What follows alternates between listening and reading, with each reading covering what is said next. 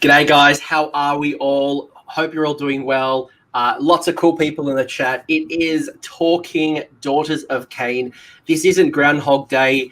We've even gone as fancy as got some hats just to prove that we did record an episode not long ago, Chuck. It was merely 7 days ago that we were talking all things Daughters of Khaine in Broken Realms Morathi, but we focused on the Cobra Kai. We focused on snakes, and snakes are on a plane. They are coming your way, and they are going to be in your next tournament lists or your opponents. So we thought, instead of kind of mumbling up, snakes versus the traditional builds, which is, things like your Hag Queen, things like your Witch Elves, your Sisters of Slaughter, that type of traditional build, we thought Chuck and I kind of come to an agreement that we would do a second episode. So here we are talking all things Daughters of Khaine. We are focusing on Witch Elves and Sisters of Slaughter.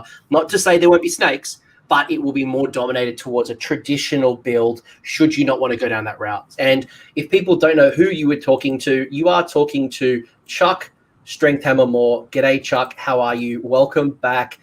It was only yesterday that you were, well, not literally yesterday, but it was not long ago since you were here last. 7 days in 2020 could be 3-4 months, so it's been a while, it feels. But yeah, it's good to be here again. If people don't know who Chuck is the absolute prince.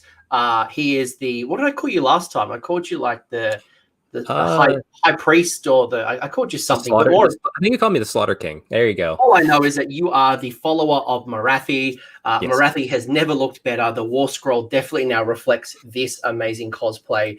But we're here to talk Daughters of Khaine. And Chuck, not only has got an amazing blog, he's been dedicated to Khaine for ever since I've known you.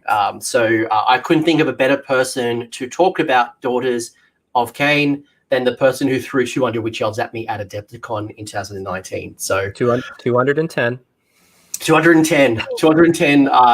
Daughters, and there was a combination of the new sculpts, the old sculpts, the metal sculpts. Yeah. It was brilliant, and best of all, the goblins won. But that's why we've got a new book. Chuck, tell me about the traditional build in Morathi, because everyone's talked about Shadow and Pain. They've talked about, some of the new War Scrolls with Morathi. Snakes, whether you're melee focus or shooting focus, have become really cool, very powerful in the builds. Obviously, we've got the Cobra Kai temple. I've called it Cobra Kai so much now that I've forgotten its actual name. But you've now got a temple dedicated to snakes. Right. Yeah, Xainthar Kai. It's also dedicated to the Khailebron as well, because they also get the bonus of the bravery. So let's not leave them out entirely, just because snakes have the most legs. In that way. Hey, if someone wants to field the whole army of Khailebron, like I'll shake their hand and give them the win.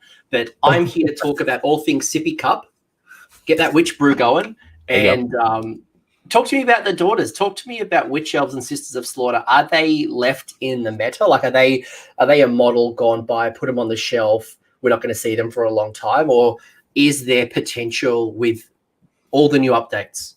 Oh, they're absolutely still vital to building solid Daughters of Khaine lists, especially if you're not looking at like a full snake list. Way back when this army first came out, I did a Warcom article and I put, here's 90 Witch Elves. That's my battle line. I don't do that as much anymore, but this is an objective-based game and you need bodies. So bodies of flood board and Witch Elves and Sisters of Slaughter, they can put out the hurt. So, and not only are they going to take off bodies in combat, if they die, they're likely to take off bodies if they have shields or you have Martyr Sacrifice, which is one of the prayers you can give to a unit from a Hag Queen or Slaughter Queen.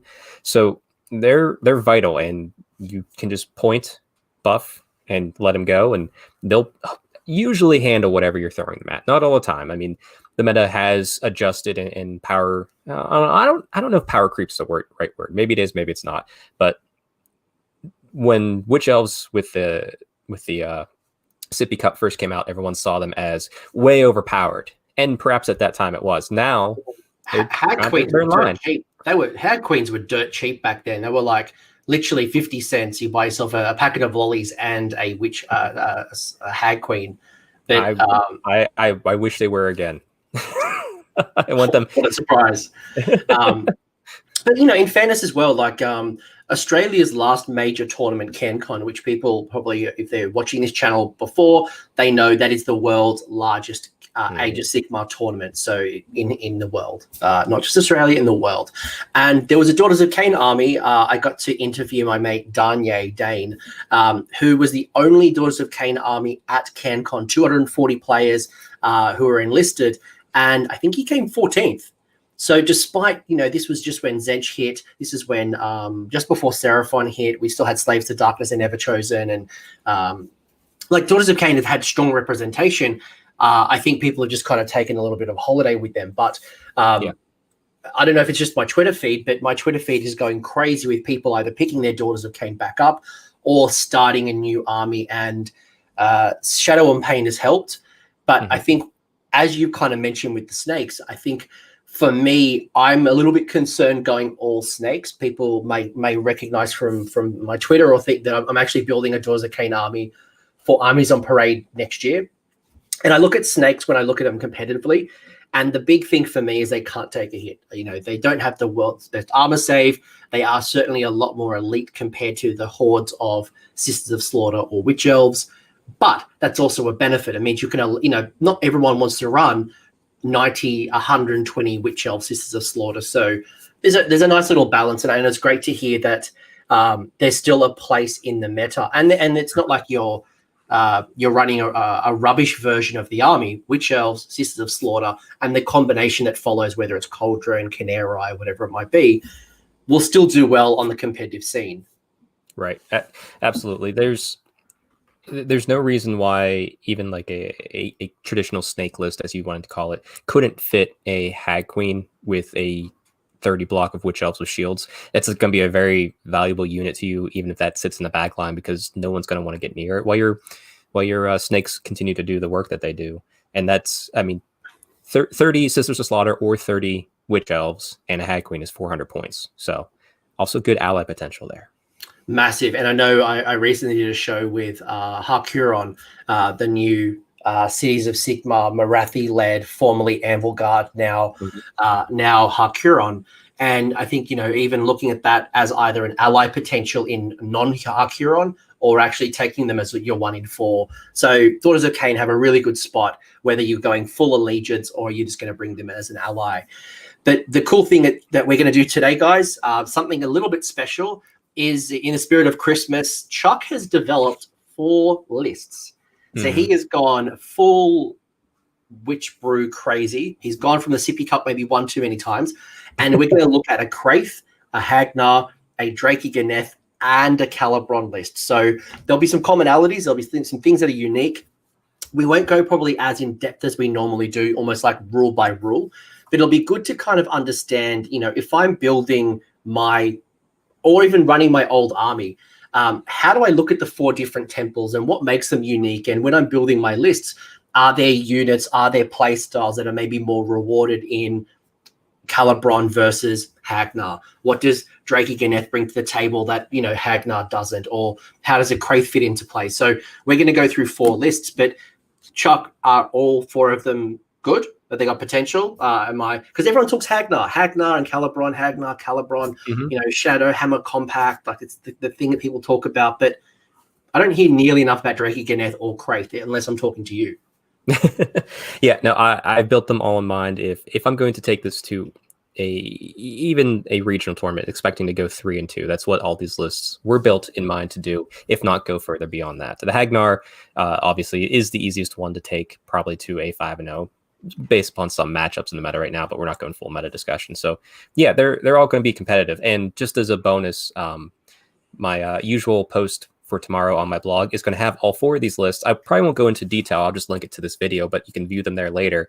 And if people want me to go into them in more detail, either let Coach know in the comments below, and he can let me know, or hit me up on Twitter at strengthhammer_, and I'll go more in detail as much as people want. So let us know everywhere, and we'll do it. No, sounds great. And it'd be good to kind of understand. I know I've fallen in love with Khailebron more because of the lore. I love the idea, and very similar to Chris in the chat, I'm kind of struggling still trying to get my color scheme down.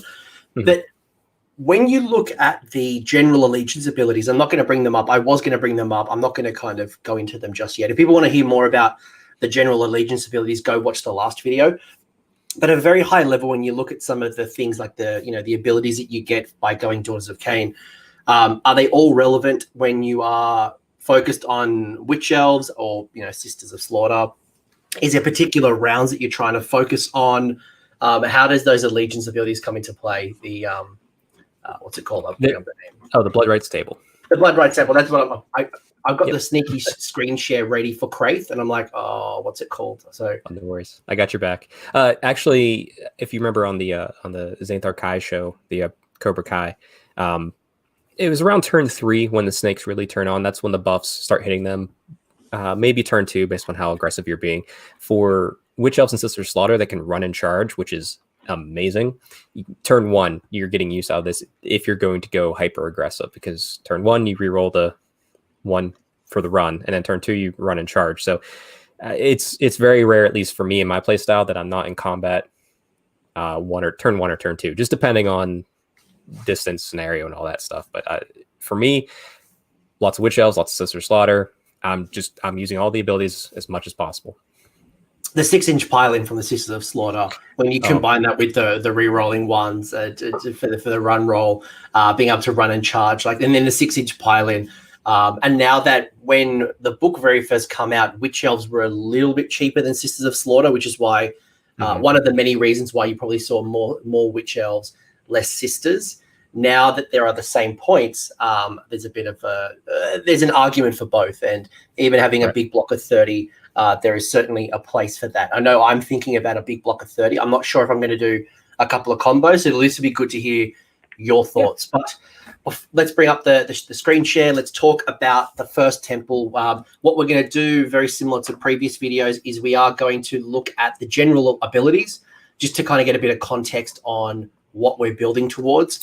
And then Chuck's going to take us through his list, and we'll talk through about maybe some of the rationale and why we've chosen the way we've chosen.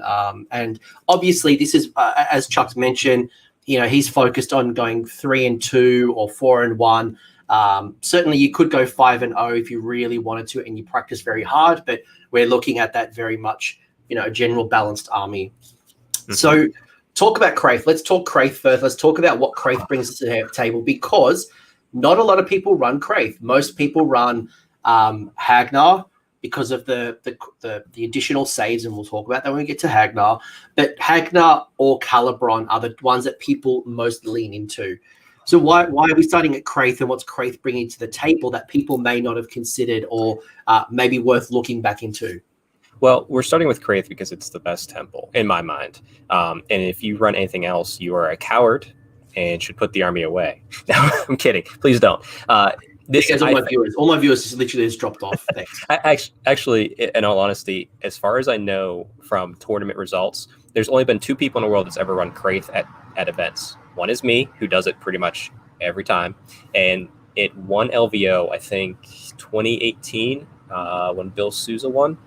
There was a gentleman, he ran a Kraith list. He didn't do all that great, and to my knowledge, no one else has run Kraith since. So if you want to say I am in love with Kraith, it's probably because no one else will play it, so this is my temple. You're proving a point like I did when everyone was doing Legions of Nagash, and I was the only idiot running around with Legions of Night with Manfred when everyone was telling me that Manfred was too expensive.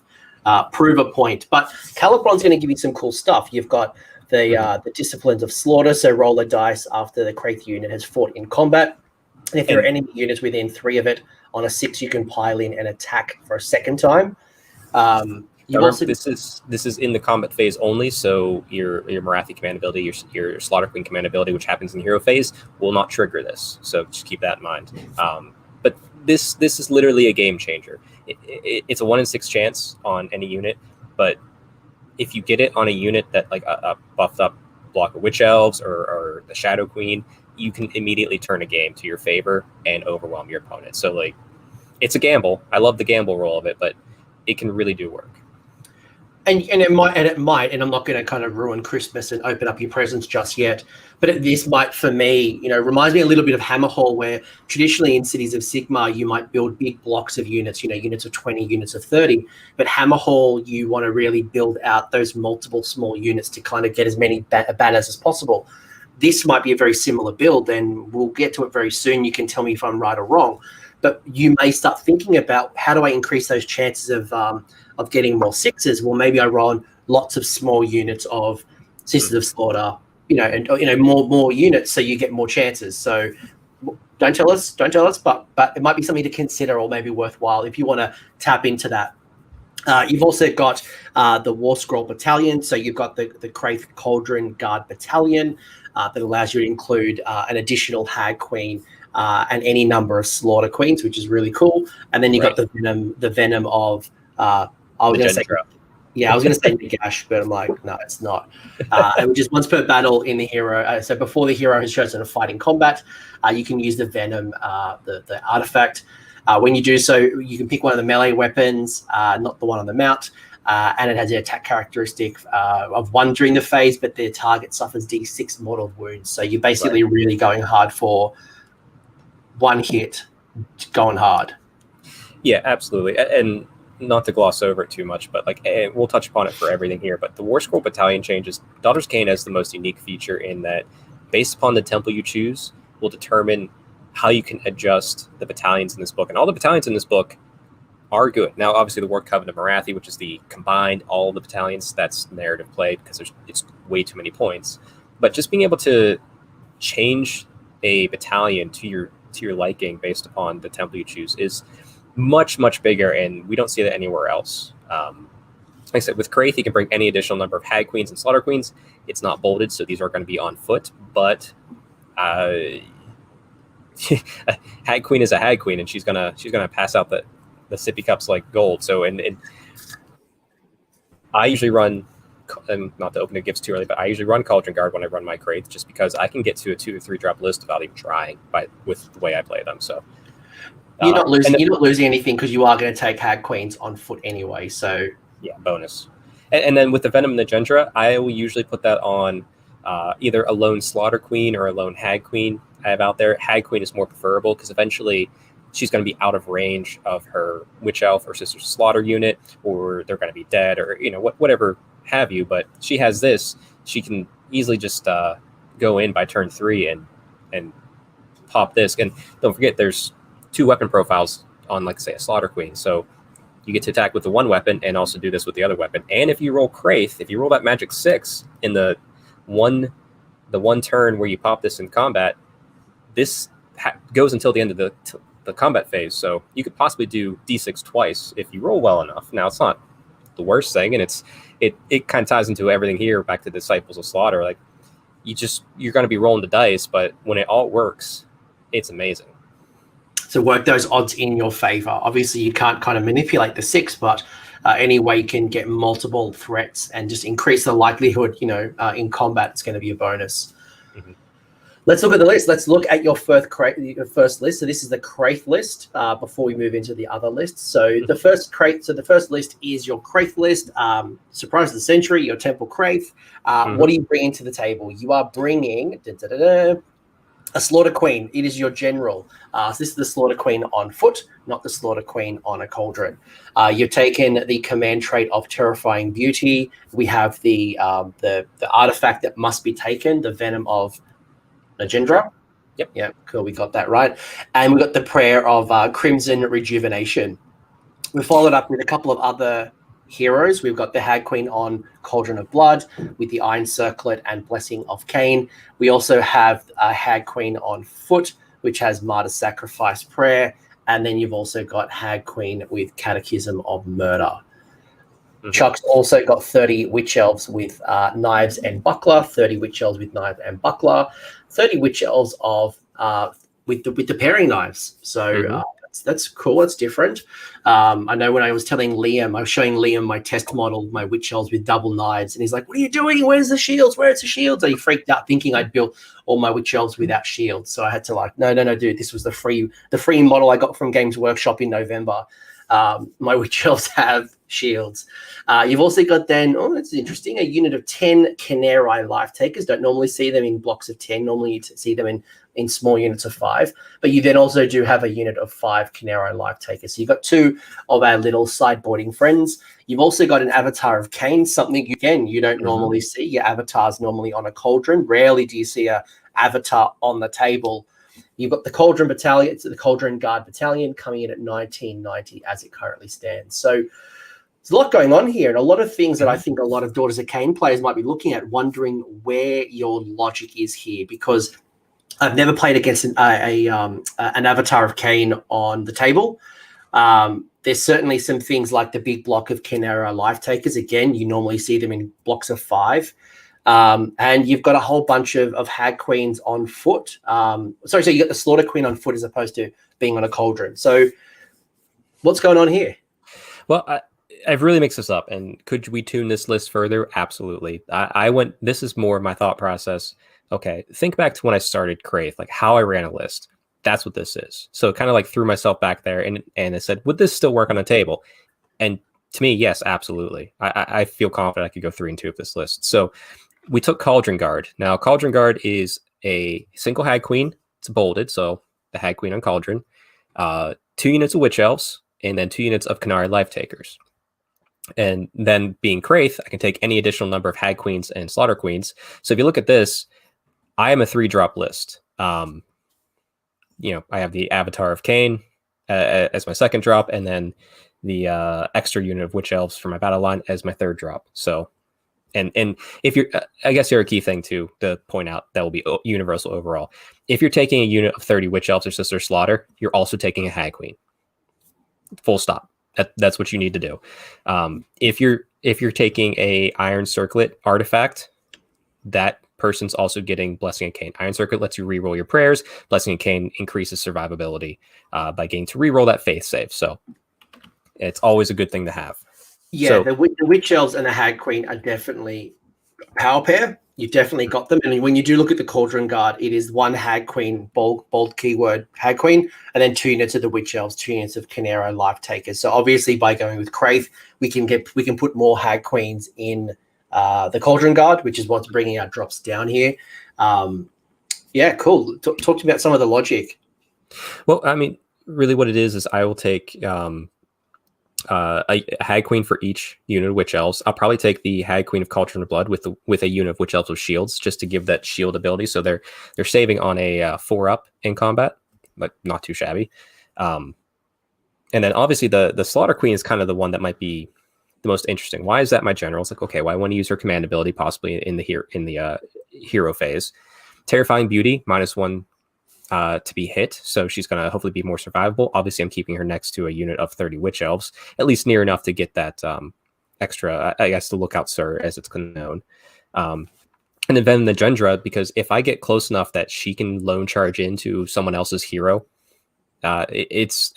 she's decent in combat, that especially if that Venom the Gendra is just for fun, she could run in and take out 1 or 2 heroes in a fight, 2 other foot heroes in a fight. I feel confident with that, with her ability. Plus, this whole list, every time I finish attacking in combat, I get to roll dice and maybe do it again. So it's low drops. I most likely will get to decide who gets to go first. With this, I'll be hyper aggressive, so I'll probably want to go first. I'll deploy in the front line, which, if you can go first, you'll deploy up early. If you are unsure, you might be a little bit more reserved. The Khainei Life Takers, I had the extra points just to bump one of them up to a unit of 10. So I said, why not? They might be the one that I save kind of near at that late game, since Khainei Life Takers can go in at any turn, or at the end of my movement phases. So it can be turn 5. They can just capture an objective off an opponent that might have a hero back there, or just a few models less than a full strength unit. And the Avatar of Khaine, I put it in there probably mostly to prove a point. They're not terrible. Are they the most points effective? No, because turns 1 and 2, you have to pray to activate them. Now, it's a free prayer, you get to do it, but obviously if you roll 1, you could hurt yourself. 2, nothing happens, but they still exist. So worst case, it doesn't do much till turn 3, but if it's guarding your back line, I mean, I've thrown them into Bloodthirsters and watched the Bloodthirster die.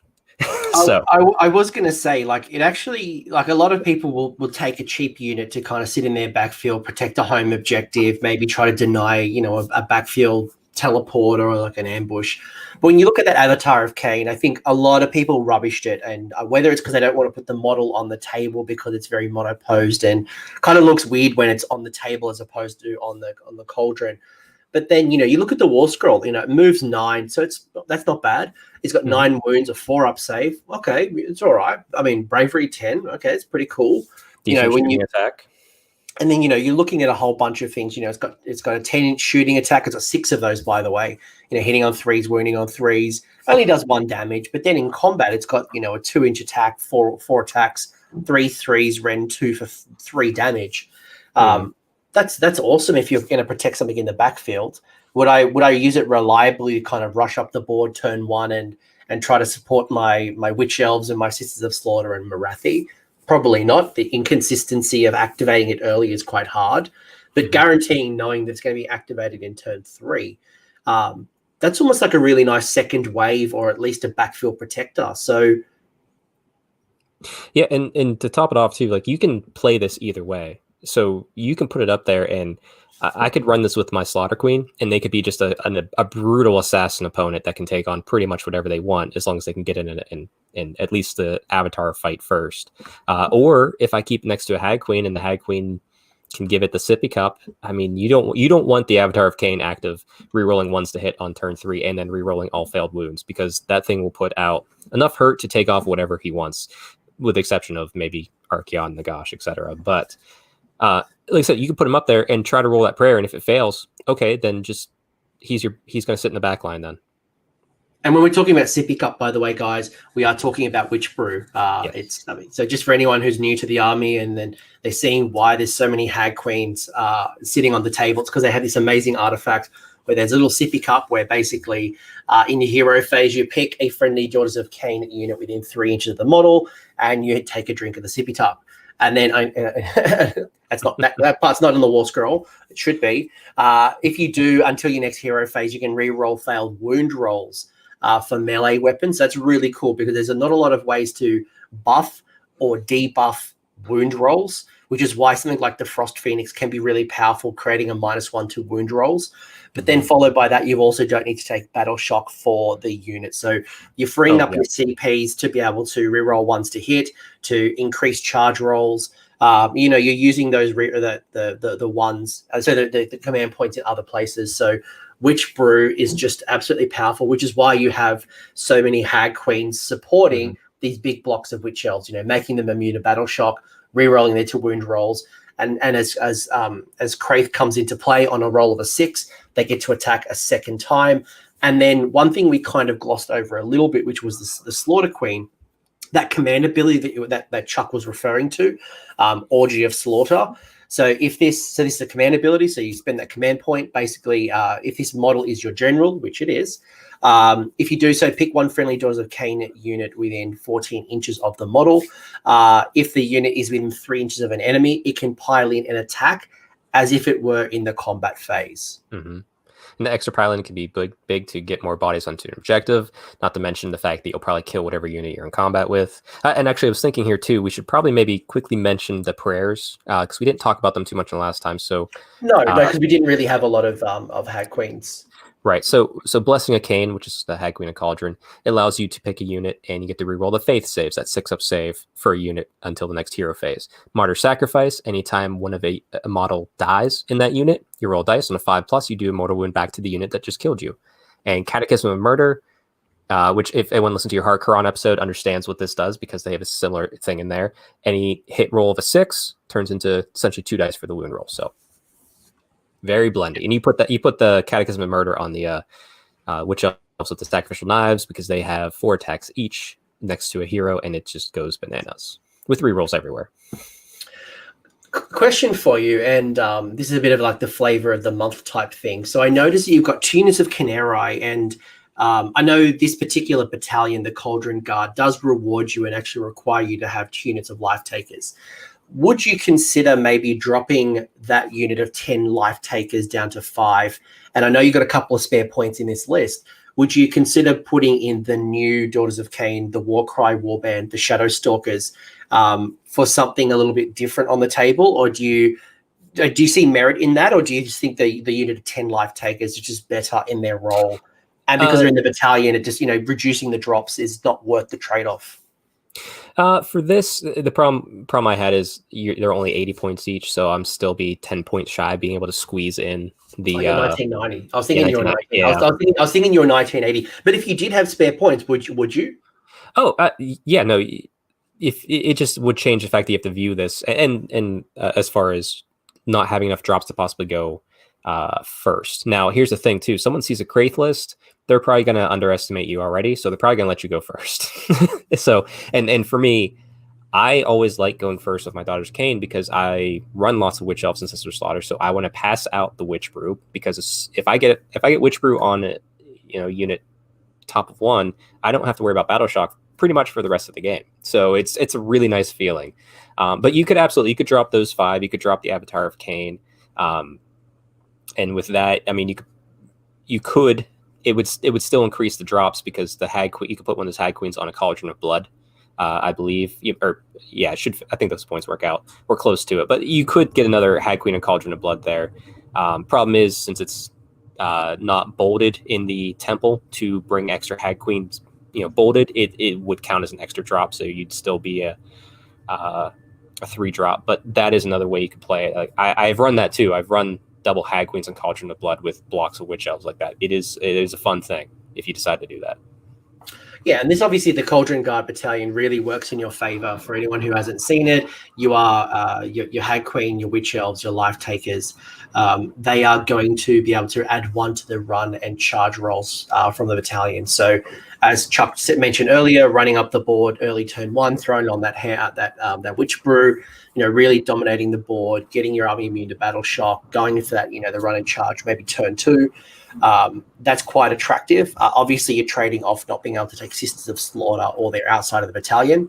But I can see some of the logic here. I can see, really tapping into that hoping rolling of a 6 to be able to attack again. You've obviously got the Slaughter Queen's ability to be able to attack a second time. You've got these nice big blocks. I think you've brought some interesting things to the table, especially with that Avatar of Khaine. I think a lot of people just haven't really looked at it. For whatever reason, I think I think the ultra aggressive, it doesn't really work in an ultra aggressive army, but having it as a second wave, a backfield protector, now that there's more teleporting than ever before, I think 140 points might be all right. And we talked about this as well just before the winter FAQ and any FAQs on Broken Realms. When I look at Broken Realms, I'm not concerned that any of those FAQs may impact Daughters of Khaine. I think the rules are quite fair. Honestly, Daughters of Khaine have been wonderful in the fact that they've never had to have a really in-depth FAQ. There had to been FAQ to just explain when Morathi can take wounds or not, but now that's written out of the conversation because it's in her War Scroll, plain as day. So that's the reason why I love Daughters of Khaine. You don't have to worry about FAQs too much, because usually they come out and it's pretty straightforward. And actually, with the Avatar of Khaine, I actually have 4 of those on foot just because I have so many cauldrons. But I actually put one in my Hagg-Nar List. I'm curious to see how that's going to work, because it should be fun, because it's going to be a very surprising beast of a model in that army. And I know we're talking Hagg-Nar, but I'm curious to see how that's going to work over there, babysitting the Hag Queen I got over there. So yeah, I like it. Maybe one final question before I move off Kraith. You mentioned Morathi. Now, Morathi has got a new War Scroll, technically 2, actually. 2 War Scrolls. Her points have been adjusted. I now get to use both of my toys. It's not about, using little Morathi to turn into big Morathi. The whole way the Morathi has changed, whether, taking wounds, some of that shenanigans that happened in between battle rounds, that's gone. Gaze of Morathi attack has changed. There's a lot that's changed in Morathi. If you were to bring Morathi into this particular list, is there some trade-offs you're making here? Obviously, you're going to increase the drops by minimum 2, and in turn, you've got to find 600 points somewhere, being that Morathi is 600 points currently. Mm-hmm. What would Morathi look like in a Kraith list like this? Maybe what are some of the trade-offs, or how would this all kind of bring to the table? I have run her in a few Kraith lists for sure, since that's my home temple. Obviously, Avatar Khaine, he's gone. I'm probably dropping the Cauldron Guard, just because I'm not going to worry about drops at this point. So we're at 300 points, we're about halfway. Yeah. I would probably take one of those unit of Witch Elves, drop it down to a unit of 10. Obviously, then you can drop one of the Hag Queens, because that unit 10 is really just going to be there to hang around the small Morathi-Khaine, to give her that extra bonus to not be hit in shooting. That's literally what they'll be there for. And drop Life Takers as I need, maybe bring in Heart Renders as I need, but it would be a very different list. Morathi would be the focus. Obviously, Morathi-Khaine would have Mind Razor. Obviously, Venom Engendra would still be there. I would probably still be able to squeeze in a Cauldron of Blood, or maybe two, depending on how I play with things. The first time I took Morathi-Khaine to my local club, when the book came out, I think it was actually the week of the release of the book. I played, my first opponent was a Drakenhoof Bone Splitters army. I might get that name wrong. Oh, yeah. So I didn't get any of my Drakfoot. Yes. So, and you don't get any saves with your face saves, which I looked at going, oh boy, this is not going to be a good outing. And I managed to win that game because I had the Shadow Queen with Mind Razor on her, get Kraith 2 turns in a row, and take off most of his army. That's it. By the way, this is a lot more detail than I expected from you, and the chat is asking for those lists on the blog. So yes, maybe there's a challenge for one of your upcoming blogs is putting Morathi in that type of style. I will do that. I'll put these up tomorrow, and then maybe I'll do more in depth, because I have done reviews of all the temples. Maybe I'll do like much more in depth if that's what people might be interested in. Love it. By the way, so this is a cool list, and I think it's something interesting, if nothing more, in your next garage game. Go give Kraith a try. Go see how Kraith comes to the table. I think people have forgotten about it early. Yeah, and I'd like to say one last thing. One of the main reasons why I love Kraith is, like I said, rolling that 6 is fun. You're not going to get it most of the time, but what it does is it gives you an extra engagement with your opponent. Everyone at my club, every time I played a game after that happens once, they look at me, wait for me to roll that dice. It becomes like a game within a game. It's a head game. Like, it's a rush when you get it. Just try Kraith. It is a fun way to play this army. I like it. I think it's just everyone goes Hagg-Nar or Khailebron too quickly. I think it's definitely worth having a look again. Cool. So that is the Kraith. Next up is Hagg-Nar. We keep talking about Hagg-Nar because Hagg-Nar is popular. Hagg-Nar is awesome. Hagg-Nar is tough. So Hagg-Nar, if people are not familiar with Hagg-Nar, it is certainly one of the harder ones, and for a particular reason. So a couple of things is while the Hagg-Nar unit is benefiting from Zealot Rage ability. What's that? That's going to be the turn 3 ability where you get to reroll ones to hit. Cool. So under Hagg-Nar, you can reroll all failed hit rolls for the unit instead of only rerolling one. So huge. Could they hit on 3s? Yes. So it's going to be 3s to hit, 4s to wound, I believe. Yep, 3s to hit, 4s to wound. Still got it. Especially when you're taking those big blocks of Witch Elves, or you're taking big blocks of Sisters of Slaughter. The War Scroll Battalion for Hagg-Nar Cauldron Guard can also include an Avatar of Khaine or an additional Cauldron of Blood. Yes. So I'm curious which one you would take, but you're going to tell me in the list. So let's not, again, ruin Christmas. Or maybe you don't use it at all. Maybe he's only taking one Cauldron. And then finally, your command trait is coming in from the Devoted Disciples. Whenever you make a Fanatic of Faith roll for a friendly Hagg-Nar unit within 7 inches of the general, that's one thing I've noticed is a lot of short buff ranges. You know, your Sippy Cup has to be within 3. We talked about the Slaughter Queen having to be within 14. This is within 7. So you're really keeping your heroes close to your units to get the buff. So anyway, with Devoted Disciples, so we know the 7 inches of the general, the wounds are negated on a 5+ instead of a 6+. Now, that is probably the big selling point for me when it comes to Hagg-Nar. You see the big block of witch elves with the shield. You're then kind of getting this big fanatical faith to kind of protect them. They're immune to battle shock because of witch brew. They're just this unmovable rock. Yeah, absolutely. Let's not discount the Daughters of the First Temple. Reroll by turn 3, rerolling everything because you also have Witch Brew on all of your Witch Elves and Sisters of Slaughter. So you're just rerolling everything. You're going to get through every single attack, more or less. But yes, the Devoted Disciples, where you get the 5+ instead of the 6+ save, is huge, especially if you have Blessing of Khaine on a unit, because then going to be rolling pretty much, like a 6 or a 5, or actually technically you're going to keep a unit with shields next to the cauldron, so it's going to be a 4-up, 5-up, 5-up. You're gonna live. Can you do the 5-up, 5-up though? Because we know that the General's Handbook has said there's only one after save now. The little special rule. Well, you get to re-roll it for one unit, so you're not doing an extra save. You're rolling your armor save, then you're rolling the Fanatical Faith save, and you get to re-roll that Fanatical Faith save if you fail.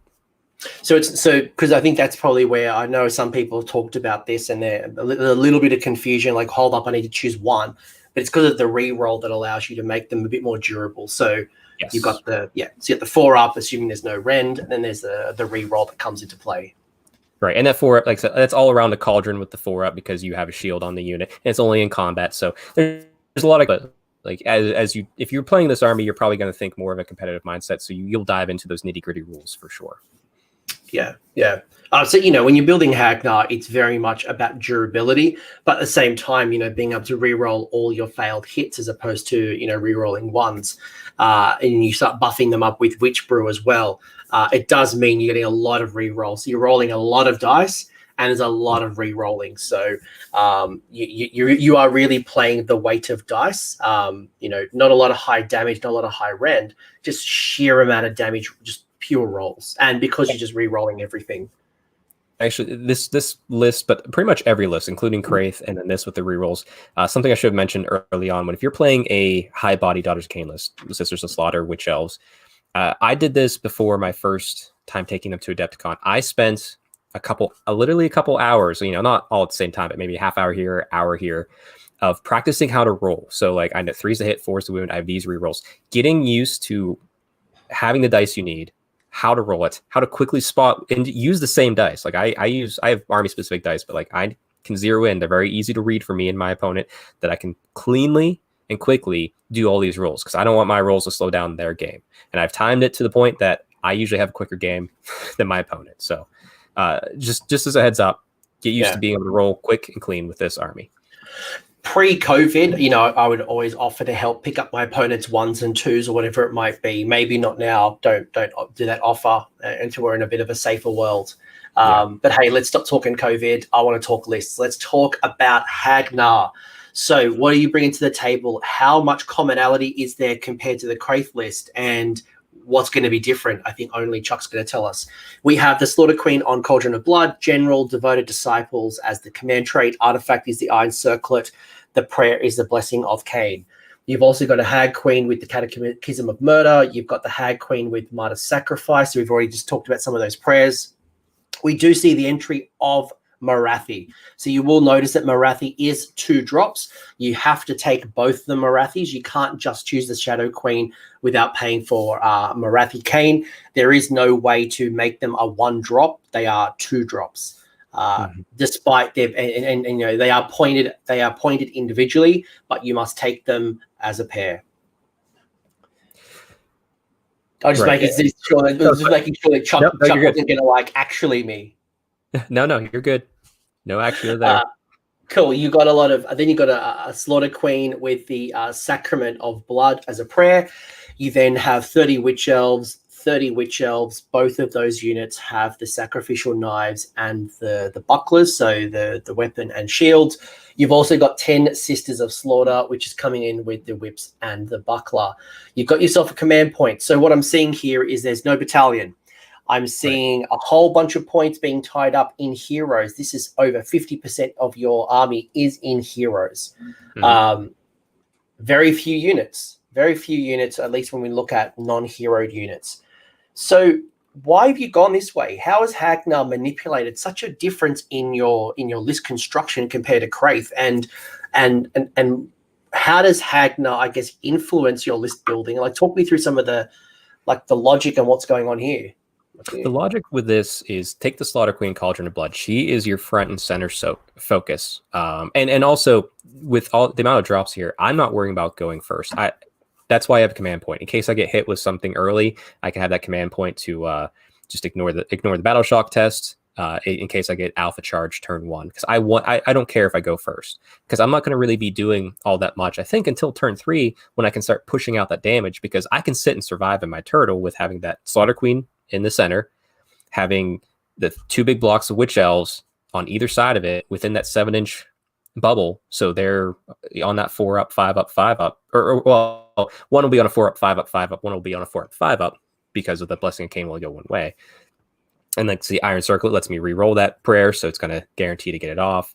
Morathi and the Shadow Queen. Morathi will hang around in the back, put Mind Razor where she needs to, do dispels, anything she needs.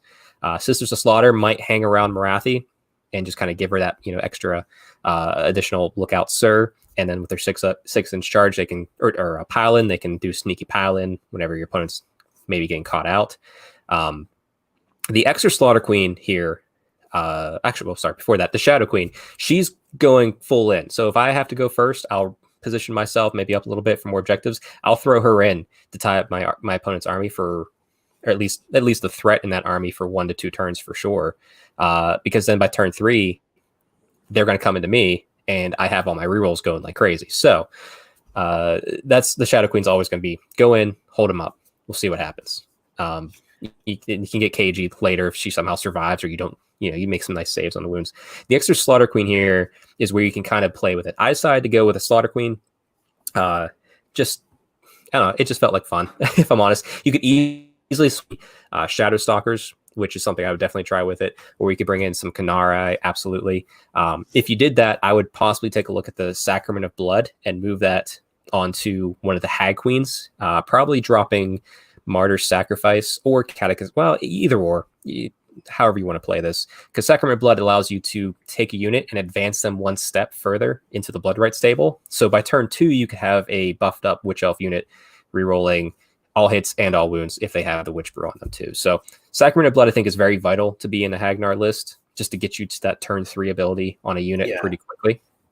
But like I said, you could absolutely, that 100 points that in this, that's where you can really play. But like I said, extra command point, you could drop it. If you wanted to. I like it just in case I get the alpha charge. I have lots of I have a Beast of Chaos player as a regular opponent, and he's really good at making turn 1 charges no matter how deep I am in my line. So and there's a lot of shooting as well, and KO is out there at the moment, so being able to take down the sippy cup Hag Queens, or being able to kind of do a lot of damage early on, having that CP up your sleeve when you don't have a battalion can be critical.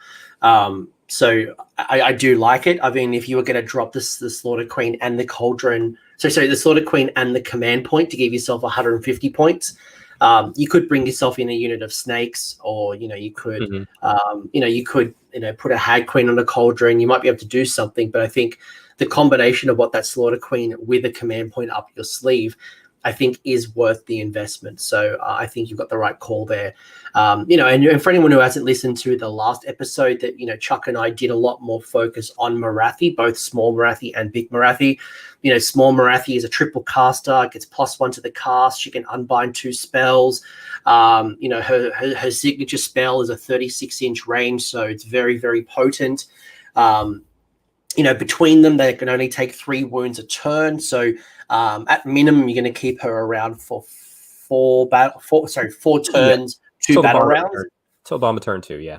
At minimum. So, being able to throw big Morathi or small Morathi, being able to throw little Morathi, pinning in an opponent, and knowing that you can only take 3 damage is very powerful to kind of stop your opponent's advancement, to pin in or kind of do some damage. And there's some really big damage there too. I think there was some D6s or some flat 6s, and there were some high rend attacks as well. So for 600 points, I think Morathi is a steal. I would be willing to pay 700, even close to 800 for Morathi, how she currently stands. Yeah, I think she's pointed so nicely. And even if she's only there for 2 turns, I get 600 points worth of those 2 turns for sure. But yeah, like I said, with this, I honestly see this list. I just Hagg-Nar in general when I see it. It's definitely much more of that old Death Star style of play people used to do. I don't know if we see that as much anymore. Maybe with KO a little bit, but it's not the only way you can play Hagg-Nar, but I think it's the easiest route into Hagg-Nar to be effective pretty quickly. And like I said, you want the Slaughter Queen or Hag Queen on Cauldron. Put your general on Cauldron just so they survive longer to give out the devoted disciples, and then obviously go shields. Like I said, think of this as more defensive because that's what this is. This is a defensive Daughters of Khaine army that can still move and put out hurt. Talk to me about the Sisters of Slaughter, because I think there's an argument here that people are struggling maybe in their own list building, or even like when they're building their models. Do I build Sisters of Slaughter? Do I build Witch Elves? Do I make the big block of Witch Elves? Do I make a big block of Sisters of Slaughter? Like that combination, what drew you to make the Sisters of Slaughter the unit of 10 as opposed to a big block of 30? Is it just like a model restriction, or have you got some logic behind why you've done this combination? No, it's just traditionally I like running Sisters of Slaughter in units of 10, just because that 6-inch pile-in, I can sneakily get where I need to if I'm running Witch Elves. Also, units of 10 are nice because when you have a unit of 30 with whips, it gets to be a little bit of a nightmare, moving things around, pulling out the dead. That's besides the point. Although within the past maybe 3 months, which isn't a ton of games, but it's 5 or so games, I've run Sisters of Slaughter in units of 30, and they do put out work. So I've started to see the light a little bit in running them in units of 30, but traditionally I'd like them in units of 10 just because they'll be the sneak in, on the side with that 6-inch pile-in, as my opponent will wrap a little bit too close and not realize it whenever they're fighting my Witch Elves. I always find the bladed bucklers on the Sisters of Slaughter being able to rebound mortal wounds on a roll of a 6 to save. I always find that a really interesting mechanic, something that you don't see very often, and maybe an argument why you would take a block of 30 as opposed to a block of 10. But I think either way, I think there's pros and cons on either side how you combine them. A bit of season for taste here, I guess. I mean, if you throw in a unit of 10, let's say you take 10 Sisters of Slaughter or Witch Elves with the shield, regardless, either or, and you just throw them away into a big buffed up melee unit. Because also keep in mind, secondaries are a thing. If I have a unit of 10 Sisters of Slaughter or a unit of 10 Witch Elves, they're my bait. I want them to die. They're going to die. I'm not going to give them any buffs. They're an easy target. But if I throw a unit of 10 with shields into a unit that can put out a ton of attacks, well, I get to still roll all those dice as saves. So if you do 80 wounds to me, even though I have 10 models, I'm rolling 80 dice to try and get 6s to then hurt you.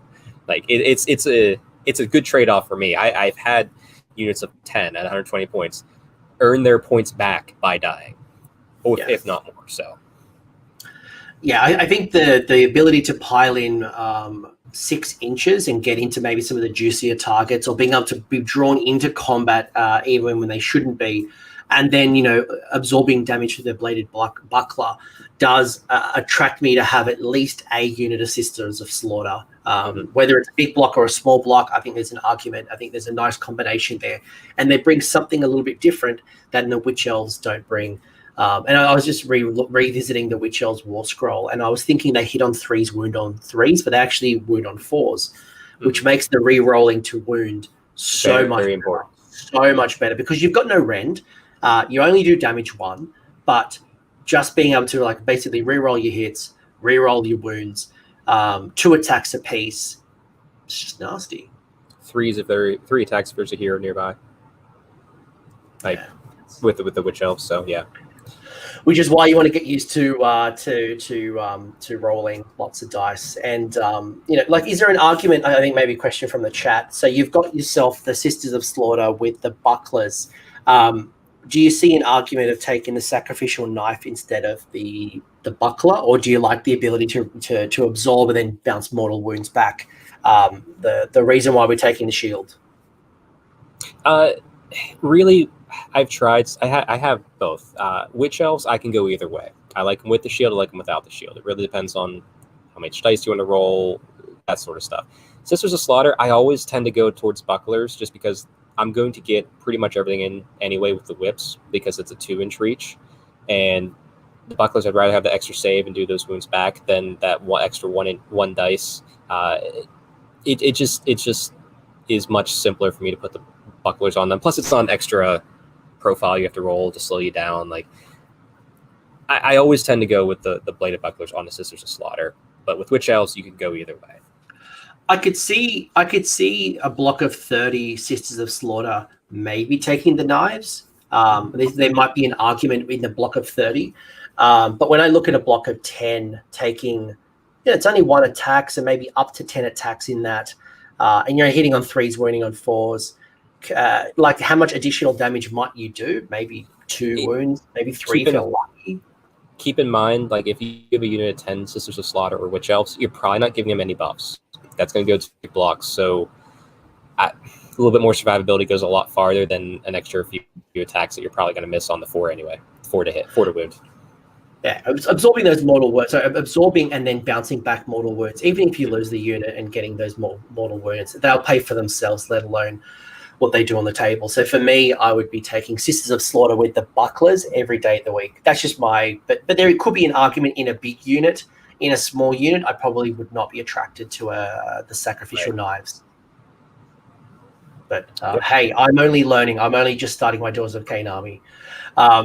Anything else when it comes to the Hagg-Nar? Obviously, we've got the durability. Obviously, that's going to come into play really nicely with big and little Morathi. We've got a whole bunch of Hag Queens and all slaughter Queens to really buff up those Witch Elves to like anything else. Like this is a super, as you said, a defensive, durable force that's going to do a whole bunch of damage, but probably got a lot more staying power than the Kraith list that we just looked at.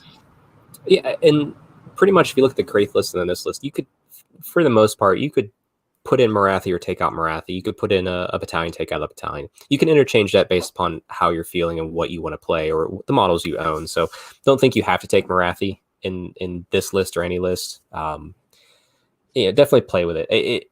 Hagg-Nar, you're going to probably stay close. You're going to be bunched up, but it doesn't mean you can't have that turtle and then have a bunch of Witch Elves off to the side or Canary or snakes even. So don't think this is the only way to play it. The only thing I will say about Hagg-Nar in the end is the one event I did take it to.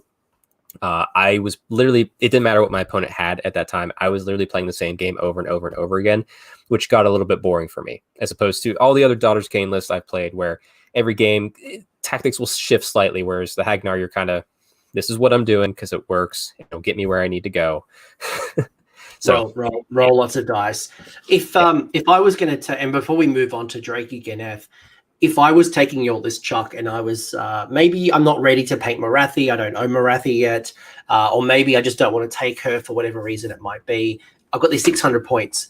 I'm thinking I might boost up the maybe get another block of Witch Elves, maybe get a couple of units of Sisters of Slaughter, maybe get myself that the new Warcry warband, the Bloodstalkers, or get myself some Canary. If you had 600 points to invest because we're dropping Morathi, any thoughts around what you'd put into this list instead? Yeah, I mean, first of all, drop that second Slaughter Queen on foot. Keep the 2 Hag Queens, then add a 3rd Hag Queen, because you're going to take that Sisters of Slaughter unit, boost it up to 30, or turn 2 Witch Elves based on flavor, and then maybe look at taking Cauldron Guard or another battalion that might suit you. So, okay, so that's how you would build this out if you didn't take Morathi. Yeah, if I take Morathi, I'm usually not looking at a battalion. It's kind of like, for every list, that's how it's going to be. If I take a battalion, I'm probably not taking Morathi, vice versa. Unless it's Saint Tharkai, which is a completely different show that you should check out from last week. Go check that out. Yeah, look, we add Morathi and the battalion. We're at 750 points approximately.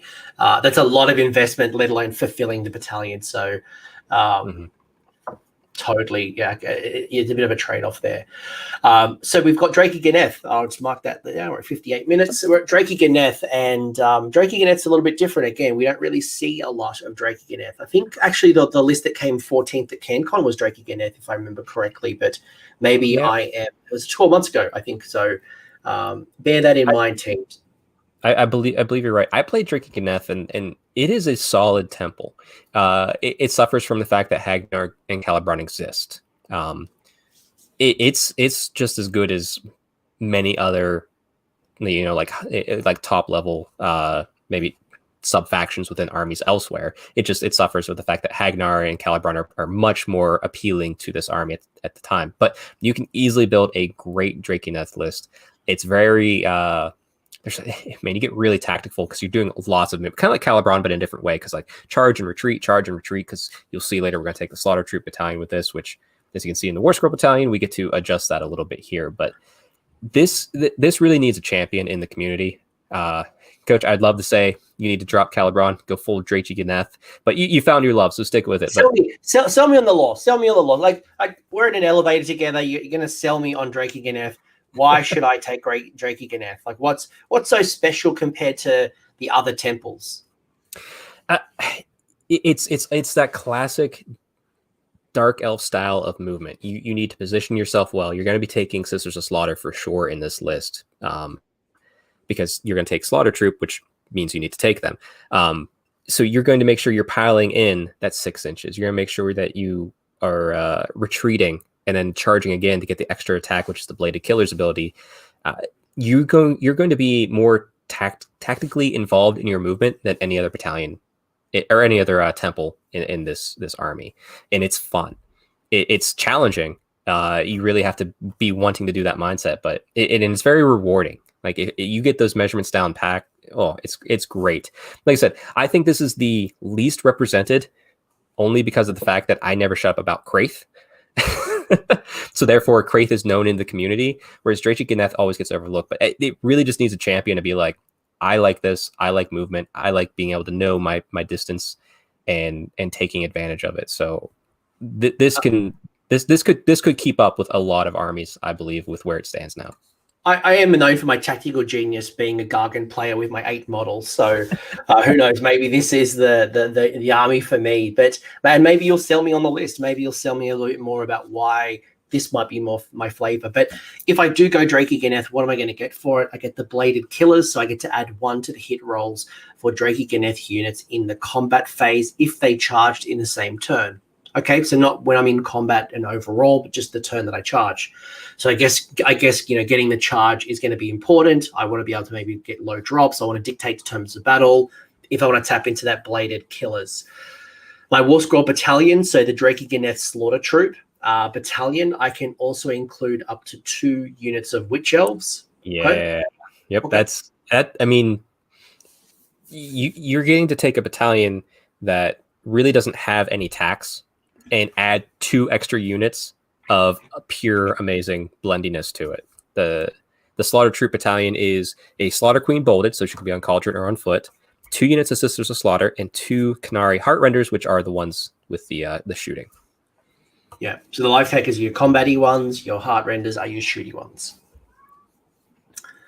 You then get your artifact, which is the Dark Sword. So the Dark Sword, so the Slaughter Queen's Death Sword has an attack characteristic of 4. Now, the Slaughter Queen can be on Cauldron, right? So yes. So do I even want her even to be in combat? It's not terrible. I mean, a Slaughter Queen on her own, like she's not passing out the Witch Brew, so she's not having to babysit a unit. So she could be your roadblocker. She could go out there. The Avatar is definitely going to put into work if he's active on those first 2 turns, and obviously from 3 onward. I always get my Cauldrons into combat at some point during these games, even if they are a Hag Queen variant. So yeah, she's going to get in there, and the Death Sword, I believe that's the one that does the D3 damage. So going from 2 attacks, 4 attacks. So consistent 4. Then you obviously get, if you they charge, right? If you charge, you do impact hits as well. So yes. There's there is some damage, but I know traditionally, like your wizard wagons, your what do they call it? Bloody, I'm thinking of Slaves to Darkness, the stupid war shrines. You often try to avoid them in combat, but they're like combat is a necessity at the very end. But you're saying that it might actually work all right. If you have Hag Queens on Cauldron and they're there to keep a unit and keep it nearby for the Blood Shield, you're probably gonna get them in combat late. If you have a Slaughter Queen and she's probably gonna, she'll probably get into combat alongside some Witch Elves pretty early on, I'd say. At least with the way I play and have found good effectiveness with that unit. Yeah. Yeah, and getting some consistent attacks is always good, especially like when they do get into combat. You just want them out of combat as soon as possible. So by doing some Mortal Wound impact hits, being able to do flat 4 damage, that can help get tight, get out of those tie-up situations. Draichi-Ganeth, you have your Slaughter Queen on Cauldron of Blood. We're seeing a little bit of commonality, but some differences as well. So we've got the Slaughter Queen on Cauldron of Blood, which is the general command trait is Terrifying Beauty with the Dark Sword. We have to take the Dark Sword with Draichi-Ganeth. And we've got Catechism of Murder. We've also got a Hag Queen on the Cauldron of Blood with the Iron Circlet. Again, we've seen this artifact pop up a few times. And we see the Blessing of Khaine. We also have a Hag Queen with the Martyr Sacrifice. Again, we've seen that come up quite often. Right. And we've also, real quick, you'll notice that the Hag Queen is the one that has the defensive ability because, as I said before, the Hag Queen on Cauldron is more likely to be end game combat, whereas the Slaughter Queen I'm going to use more as early game combat. Makes sense to me. You've also got yourself 10 Sisters of Slaughter, which have the whips and the bucklers. 10 Sisters of Slaughter, whips and bucklers. 30 Witch Elves. 30 Witch Elves both got the sacrificial knives. Then we have 2 units of the Heart Renders. We've got to take those in the battalion, and we've also got an additional unit of Life Takers, so they're outside of the battalion. We also do have the Slaughter Troop, and we have ourselves a command point. So how many drops and what dictated this particular list? So again, we're seeing some differences between Hagg-Nar, Kraith, Draichi-Ganeth. So it's not like the same list just being implemented in all 3. We're actually seeing some modification, and we are seeing some variants where they're, big blocks, more Canary, no snakes just yet. We're seeing Morathi enter, no Morathi. Well, we are seeing some true variation. So I'm really liking that. I really like that it's not just picking up one list and just almost the same. Right. So this is going to be a 4-drop list as it stands now. Now, I also have the extra command point, like I said, just in case you're not going to end up going first. You could easily, and also the Canary Life Takers added in. I had 80 points. That's why. For the way I built this list, I just had 80 points. You could easily drop the command point in Canary Life Takers and give yourself 130 points to play with. Beef up one of the Sisters of Slaughter units. Bring in... and bring in something else if you'd like. I guess you don't have any spellcasters. So there's no endless spells coming into the mix here. Right. So, like you said, there's some wiggle room with points for sure. But like I said, 4-drop list because the Slaughter Queen's going to come in with the Sisters of Slaughter, and then the Witch Elves and the Heart Renders, and then each Hag Queen, and then the extra Life Taker unit. Now, like I said, the Life Taker unit too, it can just sit there and be the late game capture. So, however you want to use those last 130 points with this. But yeah, the Slaughter Queen, once again, Terrifying Beauty, so she's -1 to be hit. And with this too, like you could also take the Witch Elves. I have them units of 30. You could make the Sisters of Slaughter units of 30, and then the Witch Elves units of 10. I went with the Witch Elves in this case, but you could easily, and honestly thinking about it now, it's one of those things, hindsight's 2020. The Sisters of Slaughter might be better useful because they're going to take much more advantage of the charge and retreat. So actually, yeah, let's just say that right now. Make the Sisters of Slaughter. And this is the benefit of this list. Like people might be sitting here going, I only own Witch Elves, or maybe I only have a couple of small units of Sisters of Slaughter. So I think this is the season taste here. If you want to bring in, the Shadow Stalkers, if you want to bring in, you don't own the Life Takers. Like obviously, do what you want to do. Actually, I'm sorry. I keep circling myself here. I do this all the time. This is the fun and the problem with the fact that the battalions are justified temples. The Witch Elves are part of the Slaughter Troop battalion, so they get full advantage of that battalion's rule. So sorry, correct. Whichever you want. You are correct. If you take Slaughter Troop in any other temple, your Witch Elves don't get into the mix, but under Draichi-Ganeth, you get to add 2 of those Witch Elf units into the Slaughter Troop. So if you're taking Slaughter Troop elsewhere, you might go more Sisters of Slaughter, or you buff up those Sisters of Slaughter to be blocks of 30. But this is the logic, and this is kind of like why maybe I really love Slaughter Troop, but I'm running it in Khailebron. So maybe it's worthwhile looking at taking that same battalion and just seeing how it changes my list tech in Draichi-Ganeth. Yeah, like I said, and you'll have that. So like definitely write it out. Like I said, logic, it'll come and go as it pleases whenever you think about this stuff. But yeah, a 4-drop list. So what the Slaughter Troop does actually as its ability, I have it right here. Units that retreat can still shoot and charge in the same turn. So if you look back up as you saw before, the Bladed Killers, if we charge with a unit, we get +1 to hit rolls. So if we're going to charge in the Witch Elves and then retreat, charge back in, we're constantly going to be 2s to hit, 4s to wound, re-rolling those 4s because they have Witch Brew on them. So that's where you get to that tactical in and out, almost hit and run, but you're going to be taking your lumps, unfortunately. And then Sisters of Slaughter with that 6-inch paladin as well. So that's where it gets really tactical. And then you have the Heart Renders who can drop down behind, take out some heroes or capture some objectives. They do drop pretty quickly in units of 5 because they're only 5 wounds and not much save. But this is very much where you commit something needs to be thought through very intelligently, as opposed to, say, when I play Kraith, which is drink this blood and I'll go hit that unit. Okay, and you just line them up and let them go.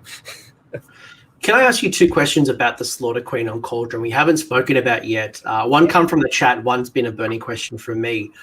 The one from the chat's coming up from coming up from the chat is talking about the dispelling ability. So the Slaughter Queen, whether it's Slaughter Queen on foot or Slaughter Queen on Cauldron, has the Pact of Blood, which allows you to attempt to unbind one spell as if they were a wizard. So they can't cast, but they can unbind. How important is that to you? Have you found that to be a useful ability? Is that something is nice to have? Is it a strategy you build upon? How do you find the Pact of Blood with the Slaughter Queen? For me, it's just a bonus, because whenever I go a prayer-heavy list like these lists have been so far, I don't, my opponent can do pretty much whatever they want. But typically, there's only going to be, with most armies, there's a spell you want to stop. So you're going to have a Slaughter Queen in pretty much every list, 9 times out of 10, based upon the temple you run, with Daughters of Khaine. So having that ability to just dispel, even if you bring no casters, it's just nice to have that attempt to stop that big, powerful spell they're trying to get off. The only downside is Endless Spell goes on the board. You just have to learn to live with it, unfortunately, because you can't get rid of it. I was going to ask you, because it says you can unbind. It doesn't say you can dispel. So what that means is when your opponent is trying to cast an Endless Spell, you have the opportunity to try to remove it when it's being cast. But once it's on the table, that's not called unbinding. That's called dispelling. And unless it's been FAQ'd and I've missed it, according to the War Scroll, you cannot dispel. So you can't remove an Endless Spell once it's on the table, unless it's been FAQ'd somewhere. No. To get rid of an Endless Spell, you have to sacrifice a spell in your hero phase. So I have no spells. So there's no way. So, but still, I look at Endless Spells. Okay, if I'm playing Beast of Chaos, I don't want the Bull going off. If I'm playing Skaven, I don't want the Warp Lightning Vortex going off. Other Endless Spells, sometimes I'm just like, okay, I'm going to take some lumps, but I have a Faith save. I'll just hopefully roll some 6s. They don't bother me too much. There's a few that I want to stop, and if they, it can really hamstring you. Now, I guess KO with a spell in a bottle, I face that and they throw Warp Lightning Vortex on my 30 Witch Elves. Okay, it's going to be rough, but it's nice to have, and it might help. But certainly you don't get any pluses to that unbind. I think the point I was trying to make is that it's called, the language we use is dispel as opposed to unbind. So just basically you've got to get rid of it before it goes on the table. Once it's on the table, unless there is nullification terrain on the board, you're out of luck. So I mean, and if you look at like the magic demigods in this game, Nagash, obviously Necklace, you're not going to stop them anyway. So let them have their fun. I'll just roll 6s on my face save. The other question I had was about the other feature called the Priestess of Khaine, where it talks about the prayer. You can do the Rune of Khaine and the Touch of Death. Are any of those useful at all? Like I don't recall Touch of Death being ever used upon me, and I certainly don't recall Rune of Khaine either. But maybe I've just forgotten about it. Typically, the like Martyr Sacrifice, Catechins of Murder, Blessing of Khaine, that's what you want to be getting off, because you only get to do one essentially. Yeah. But Runic-Khaine is okay if you are if the Hag Queen has no unit around the buff, so she's going to just drink her own Witch Brew, and then you might as well go in because then you're probably it's late game probably, so you'll be 3s rerolling 1s, 4s rerolling -1 D3 damage if you get that prayer off. But Touch of Death, which is essentially pick a unit within 3 inches, you do the hide dice behind your hand trick, and your opponent picks, and if they fail it, it's D3 damage. That's fun because no one really knows Daughters of Khaine has it. So if you walk up and the Hag Queen's on her own anyway, and that unit's dead, your opponent's like, "What?" It literally will mind game your opponent because they're like, "What are you doing? Let me see your book." And then all of a sudden they forget about everything else going on the table because of potential D3 mortal wounds because you're hiding a dice behind your back. It's just fun. It means nothing, but it takes your opponent out of the game in a really weird way. I know when I've dealt with Hand of Nagash, Hand of Nagash, where you put the dice in your hand. Hand of Dust? Hand of Dust, yes, because Arcane does it as well. We can do it. Anyway, the point is Arcane when Nagash on the table. Anyway, the point is that's the only time I remember that interaction being used of, pick a dice and which hand and all that good stuff. I don't remember it ever, so it's a nice little fun thing. I can see that it's okay, but I think the point that I wanted to draw out of you, and I'm glad that I did, was that it's the choices that you choose. The Blessing of Khaine, the Martyr Sacrifice, the Catechism of Murder. It's those allegiance prayers that are very useful.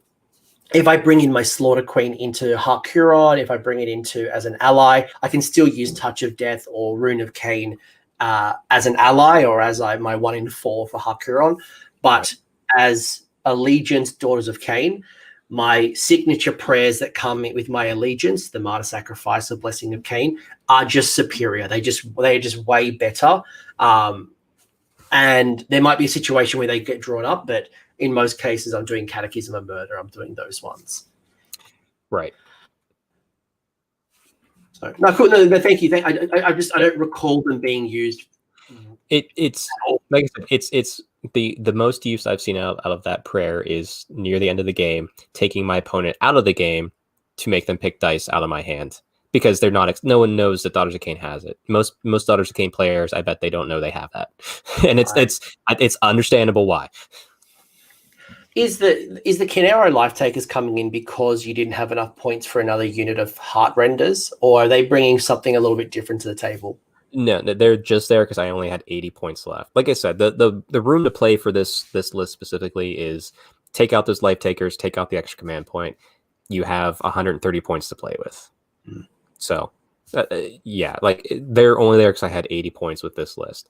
So they're not bad. They're not bad at all. No. Like I know as a Cities of Sigmar player, I was looking at the unit of 80, the 80-point unit as opposed to the 90-point unit as an ally instead of taking Shadow Warriors, because I think Shadow Warriors are 110, so they kind of play a very similar role, a few less bodies, but I think what I'm hearing from you is taking as many Heart Renders over Life Takers when the opportunity is created. So in this case, we've gone, unfortunately, we don't have the points to go a third unit, but if you drop the battalion, if you did something different, then maybe more Heart Renders are for you. Yeah, absolutely. And if you're looking for allies, probably the Life Takers for 80 points, because like I said, you're getting your value about them being in the sky and bothering your opponent that they can come down turn 5. So, and then on a 4+, they can move? Yes, after they fight in combat, immediately after they fight in combat, they get to roll dice. And the 4+, they get to move away, I think it's 6 inches. Yeah, and the Life Takers is after shooting, which is why I really like that. Yes. So they could shoot, and then they could either retreat, they could move closer to the objective, or they could move further away and make it harder for my opponent to come chase me, if I remember correctly. Mm-hmm. Cool. Anything else you'd want to add to Draichi-Ganeth? So I'm already seeing some real differences between Kraith, Hagg-Nar, Draichi-Ganeth, which is really cool. It's not like, again, one list being dropped into 3 different temples. Like I said, for this, one thing I will leave this on is this is a fun temple. The lore, all the lore is great, but it has really good lore. It's fun to play, and it really needs a champion. So all the new people out there who are picking up Daughters of Khaine, take a look at this and give it a go, and be the one to do what I do with Kraith and just wave that banner so much that people have to be like, yes, Kraith is a thing and I understand the rules, because you don't shut up about it. Someone needs to do that within our community, and you will have a lot of fun with this. All right, so if you're a Draichi-Ganeth player, make yourself known. We are looking for the champion. Before I move on, I want to call out a question from Vito, which I think was really relevant at the time, is do you think Life Takers could be a good glass cannon with Mind Razor and next to Morathi on the charge? So obviously there's no Morathi in this particular build, but do you think that they would work well? If you took them in a unit of 10 and could get most of the attacks in, I think you could. But the problem is, if I have Morathi in combat, I probably want Mind Razor on her, unfortunately. Could you? Yes. Is it the most effective thing in the world? I don't think so. But why not try it? That'd be fun. No one's going to expect the... but I guess, too, the other thing is your Khailebron are going to have to come down the turn before you buff them, because they come down at the end of movement. So that might hinder a few things as well. But so you've got the double turn at minimum, but if it works, it could be fun. bit of a dicey strategy, especially when you're taking it off Morathi to give it to somebody else. But could it be done? Yes. Can I drive my car with my feet? Yes. Should I? Probably not. But hey, it'll be fun. Please don't drive with your feet. That's a joke from Eddie Murphy or Chris Rock. Just don't do it either way. Last list. So we're talking Khailebron. Now, I'm building a Khailebron list. I'm really interested because I'm being drawn by the lore, but I love some of the shenanigans that happen in Khailebron, and I'm loving the new the Shadow Stalkers in conjunction with Khailebron. It's just some complete mind fuckery with the amount of teleporting I have in my list. It's brilliant. But you've got the concealment and stealth, so you subtract 1 to the hit rolls that target Khailebron in shooting phase. Really powerful right now in the current meta. I think rewind it 12 months ago, it was like, it's not really a lot of shooting, it's a little bit of shooting. But now we've got, salamanders, you've got skinks, you've got KO, you've got cities, you just got like my Gargants. I've only lost in Gargants against shooting armies, Lumineth, you name it. There's just so much shooting out there. Mm-hmm. So -1 is shooting, pretty nice. Yeah. Please. Sorry, I was going to say, previously in the meta, the teleportation shenanigans was what made this so attractive and made it the second place next to Hagg-Nar. Ben Curry over in UK, he runs Khailebron and he does it to great effect over there. But as shooting has increased in the meta, the concealment and stealth has just gotten much more powerful. So I would actually say this is on the same level as Hagg-Nar in the current meta. Obviously, we don't know because of everything going on, but Khailebron is definitely one to look at. So I think you chose a good temple here for sure. Yes, and it might be worth calling out here that the Morathi little trick of surrounding Morathi with 10 models, little Morathi turns into big Morathi, gets pushed forward, and then leaps forward with Khailebron. That little thing is gone. Like, can't do that. Forget it. Stop it. Forget it. It's gone. No longer around. Sorry, so excited. You've also got your War Scroll Battalion, so your Khailebron Temple Nest can include 2 additional units of Medusae. So that's pretty good. Snakes have gotten a new War Scroll in Shadow and Pain, so they've got some upgrades, and I can actually bring them into my list, which is great. We also then have the Khailebron Command trait, which is the Mistress of Illusion, which is what drew me to Khailebron on top of the lore. At the start of the hero phase, you can pick 1 friendly Khailebron unit within 7 of the general. So it's very short range still. Again, short ranges here. You can, if this unit is more than 3 inches from an enemy model, remove it from the battlefield and set it up anywhere on the battlefield more than 9 inches from an enemy model. The unit cannot move in your next movement phase. So it counts as a movement, but basically you have a free teleport anywhere on the board so long as you're outside of 9 of your opponent and starting outside of 3 of an opponent. Yeah, and you could teleport Morathi. She's a Khailebron unit in this army. And if you, or not Morathi, the Shadow Queen, sorry. Trying to get used to saying the names properly now. You've got Morathi-Khaine, Big Morathi, little Morathi. You can teleport. Actually, you can teleport both. You could teleport little Morathi, very far up the board, and drop some signature spells that are in quite short range. You could bring big Morathi in and go for an early charge. Actually, now that you say teleporting the little Morathi-Khaine up and dropping some very important spells, that reminds me of the old Dark Elf style where you'd have a sorceress on Pegasus who would run forward in old fantasy and try to roll as many dice as possible to essentially miscast her spells and explode and hurt her enemy. Like, this is an expensive version of that for sure with Morathi-Khaine being on the board, but you said that. I want to try that now. That sounds fun. I used to do it with my Gloomspite Gits. I would hand a Gork my Fungoid Cave Shaman up the board, and then I would use the endless spell, the Mork's Mighty Mushroom, the nuclear bomb, because he has very short range. So I'd then be teleported outside of 9, and then just drop the bomb in the middle of the army and just do damage. So when I'm thinking, throw her forward, drop the prism. So she has a wall in front of her, and then the army just has to rush and keep up with her. Oh my! Prism, Aether Void Pendulum. You could do Geminid. You could do. You could do cogs and then slow down time and re-roll your saves. There's just some sheer shenanigans you can do, which is why I love Khailebron. But you could kind of end the spells around her that she can't be attacked. I'm sorry. This is like a whole new oh, I want to do this. This is Gits level Morathi. Yeah, I love it. Yeah. Sorry. People are like, damn it, coach has infiltrated my army and he's made Daughters of Skragrot. In this list, you've got your Khailebron. It is going to have the Blood Rack Shrine, which is the general. You've got the command trait of Mistress of Illusion, the artifact Sevenfold Shadow. So we've got some different things here. These are very different to some of the other ones that we've seen before. And we have the Law of Shadows, which is Mirror Dance. I'm sure you'll need to explain that soon. We have the Blood Rack Shrine with Steed of Shadows. I know I like that on Little Morathi. Being able to move 16 and fly. You've also got you got the Medusa Iron Scale. This is a unit that comes in Shadow and Pain, the hero version of the Medusa, and comes with the artifact of 1001 Dark Blessings.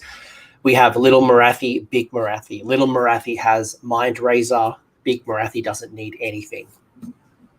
Finally, we've got 5 Bloodstalkers, 5 Bloodstalkers, 5 Blood Sisters, 5 Blood Sisters, 5 Blood Sisters, Temple Nest, which is the Snake Battalion, and it's coming in at 1990. So this is very different. Not a single Sisters of Slaughter, not a single Witch Aelf.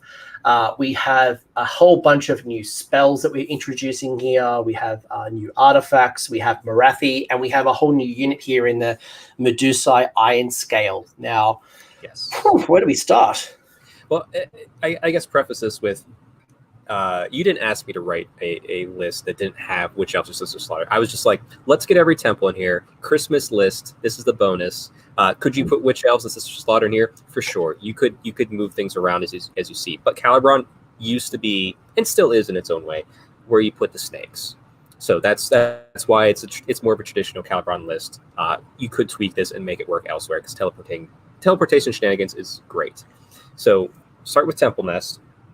Bloodrack Medusa, bolded. 2 units of Bloodstalkers, 2 units of Blood Sisters. So since the Bloodrack Medusa is bolded, I took it on a Bloodrack Shrine. Since I'm Khailebron, I can take 2 other units of Melusai. So Bloodrack Shrine is Melusai. Melusai Iron Scale is Melusai. Or the extra unit of Sisters. Like you could, essentially you're taking the drops down. So it's a low drop army. You got Morathi in there. Steed of Shadows on the one shrine, which allow you to take a unit and move it quickly. Melusai Iron Scale, which can make a unit move quickly if they're a snake unit, because it has that. Isn't Steed of Shadows on itself, or is it on? Ooh, you know what? Let me check. I'll be honest. I don't. How about you keep talking and I'll go look. I thought Steed of Shadows was on itself, but I'll investigate while you keep talking. Yeah, go ahead. Like I said, this is definitely outside of my normal wheelhouse. So I definitely have a 1001 Dark Blessings, as you know from the Xanathar Kai episode. It just adds +1 to the save because Melusa Iron Scale. You want her to be in combat to do a wound in order to buff up everything else. The Shadow Queen will buff up all the Stalkers and Sisters around her with the extra attack. Shrines, They have the nice bit of shade, so they're good against horde units. You can throw them into combat without worrying. If you look at Sevenfold Shadow, essentially that's like a teleport spell on the general herself. I don't have it in front of me, but I can bring it up. What's this one?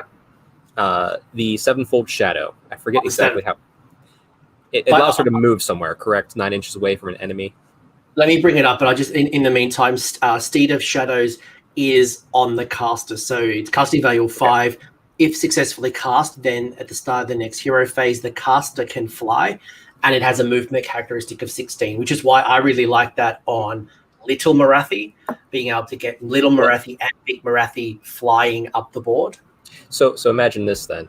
You have Bloodwreck Shrine with Steed of Shadows on itself. It moves forward very far.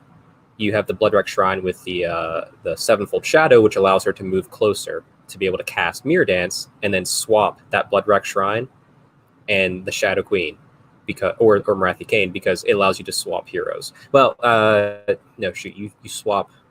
Bring that. Like I said, this one's outside my wheelhouse. It's a bonus one. You might have to swap your character that's casting it with a character in combat. So maybe I'm getting a little off track on this one. That's right. You got mad list tech happening here. And then Sevenfold Shadow is once per battle. Instead of moving the bearer in the movement phase, you can remove it from the battlefield and set it up anywhere on the battlefield more than 9 inches away from the enemy. It counts as their movement. So what we're hearing in Khailebron is there's a lot of teleporting, whether it is through the Khailebron command trait, whether it is through, like we just talked about so many different ways, add yourself some Canary if you want to, add yourself the Warcry Blood Stalkers, also the Stalkers, the Khainite Stalkers.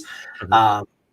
Like there's so much movement shenanigans in Khailebron, just through teleporting, through movement. So, and I just double checked Mirror Dance. It doesn't have to be the caster. It just has to be 2 heroes within 24 inches of the caster. So you could move and swap the Shadow Queen with the Bloodwreck Shrine that had Seed of Shadows to move up far. So yes, which is very traditional. What I used to see back in the day, where you would fly a unit up the board, and then you would kind of mirror dance with Morathi, and now Morathi's in combat, and some sheer shenanigans that happen here. But for me, like, and you can go watch the Cobra Kai episode if you want to really deep dive into snakes on the plane. But the Bloodstalkers, whether you take them in blocks of 5, I like them as well as a block of 10, especially when they're supporting Morathi, because Morathi gives them +1 attack in melee if they're within a certain range of Morathi. Right, and you could always drop the 1 unit extra I have of Blood Sisters in there and just... oh, no, you can't. You need it for Battle Line. Sorry. Yeah. Drop that. Talk to me about the Iron Scale. Talk to me about the Iron Scale, because this is a new unit that most people haven't played around with very much. I know when I've seen the Iron Scale being brought into lists, it's because as a general, she unlocks the snakes as battle line.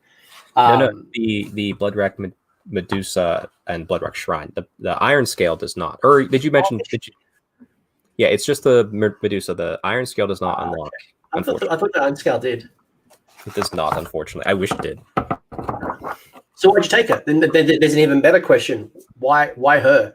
Why are you taking this Iron Scale when you could put that 140 points in buffing up the Blood Stalkers or the Blood Sisters to a unit of 10 for the same price?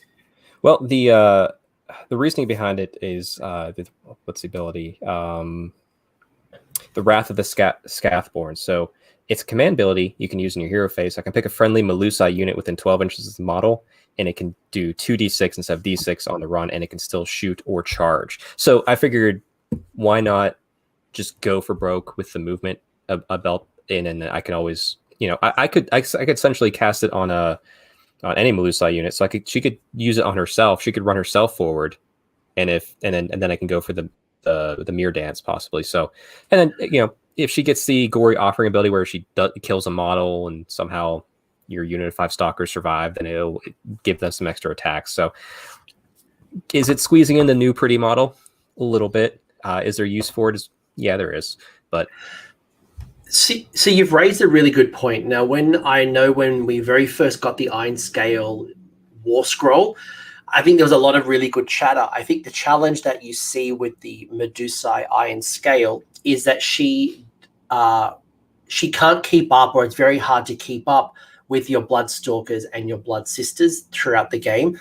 And I think that's where Mirror Dance and the Khailebron rules allows her to keep advancing with the snakes and keeping within those buff ranges, where in some of the other temples, it becomes harder. That was my interpretation of the Iron Scale. Right. And you could absolutely, if you wanted to in this list, drop her, maybe drop the shrines down to just the Medusa on foot, and give you more points to have units of 10 on the Blood Sisters. So there's plenty of room to manipulate. But the one thing I will say is if you're going to go a snake heavy army, you're probably going to want to take Morathi-Khaine and the Shadow Queen, just for the Shadow Queen's ability to increase attacks on all those Medusae. So, but yeah, there is plenty of room within Khailebron to do list. I know you're doing a very different list than this for sure. Yeah, I'm going more. So I'm probably going a bit of a mixture between what you've seen, whether it's Slaughter Troop or non-Slaughter Troop. My Khailebron will be, at the moment, again, assuming there's no FAQs, no points adjustments, probably having a big block of 30 Witch Elves, have 2 blocks of 10 Sisters of Slaughter, have big little Morathi, have the Khainite Shadow Stalkers. I really like that. Probably 9, maybe 18 if I really want to go and double down, because having just various different ways to be able to teleport and manipulate the board and stretch my opponent, I think it brings a very different play style. I don't want to play Hordes. I've played 160, 200 Grot Hordes. I don't need to play the Hagg-Nar, but I do like the movement shenanigans and that type of manipulation. So, and it's guaranteed compared to like cities or grots where you've got to cast a spell, and that's becoming harder in the current meta.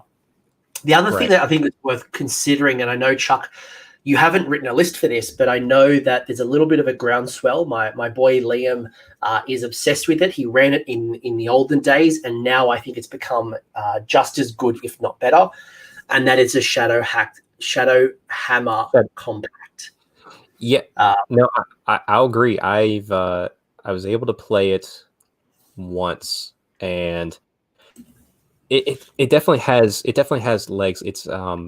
It's not to my taste. I'll say that. It's not how I like to run the army, but yeah, it's definitely much more viable than it has been. And if anyone hasn't looked at Shadowhammer, it's a combination of Stormcast and Daughters of Khaine. So you take 2 units of Liberators, a unit of Prosecutors, a unit of Judicators. They're the very old school, probably came in the first box, OG Stormcast. You get yourself a Slaughter Queen, 2 units of Witch Elves, a unit of Khainera Harpies. And basically what happens is in the hero phase, choose 1 Daughters of Khaine unit in the battalion and 1 Stormcast unit from the battalion that are within 6 inches of each other. Both units can either make a normal move as if it was the move phase, shoot as if it was shooting, or pile in. So basically you're doing a free action in the hero phase, and the unit must do the same actions. This is where your Bloodstalkers and your Judicators might both do shooting. Your Witch Elves or your Liberators might pile in and do some combat. Your Prosecutors or your Harpies might just move around the board more and try to like steal objectives and things. So there's some real strong combinations when you just do this double down shooting or this double down piling in with some buffed up Liberators or some buffed up Witch Elves. Yeah, and Shadowhammer, I mean, really, that could fit in almost any temple you want. I mean, I can't see it being worse in any of the temples. I could, like, why not? And another good call out from Chaos Spawn is, and I do need to validate this, so don't at me if I'm wrong, but Chaos Spawn mentioning that the Underworld's warband, is it Morgraith, the Bloodied Blade Coven, has the Medusa keyword as well, so that might be an interesting way to bring that unit into the mix. So you'd have to look. You could now. Morgraith is a separate war scroll, I believe, than her unit, so she won't have it, but the unit that comes with it will have it because there's a move sign there. And I'll be honest, it comes free, so it's kind of like I wouldn't use the keyword to bring it in. But I actually looked in most of these lists. I had that in and out multiple times. So if you have just a few more points to work with, so if we, thinking about the list previously where I had extra 80 points in Draichi-Ganeth, well, I just dropped that and I turned that one Hag Queen into Mograith because it's 140 points, I believe. Yeah, I think she's 120 or 140, and yeah, she's a Hag Queen with 10 wounds essentially. Essentially, and a cheeky little shooting attack. Now, the one thing you have to keep in mind is that War Scroll, both those War Scrolls are Hagg-Nar, so it will not get any bonuses of whatever temple you're in unless it's Hagg-Nar. Like that is locked to the Hagg-Nar temple. Now, if you're in Hagg-Nar, yeah, go nuts. She's a more defensible Hag Queen. So that's what Hagg-Nar's about. So. No, and look, I love that you have over the space of 140 minutes, almost an hour and 40 minutes so far. We've talked about 4 different lists, and all 4 of them have been different. They have had commonalities. So if somebody wants to use their existing force and bring in some new models, whether it's from Shadow and Pain, whether it is a kit they're going to get for Christmas or whatever it might be, you've been able to show off varieties. It's not like I have to always take Morathi. There are builds for Morathi. Take a single cauldron, a double cauldron, put an avatar on foot, have a big block of Sisters of Slaughter, bring in snakes, take in, witch elves. You've kind of almost demonstrated the full flex of this book. So whatever excites you, I think there's something in here, and take what Chuck has spoken about and season it however you want to season it. If you want to take in more Khaine, if you don't like Khaine, you want to bring in the Shadow Stalkers, you want to do 3 cauldrons, do what you want to do. I'm not telling you not to roll cauldrons.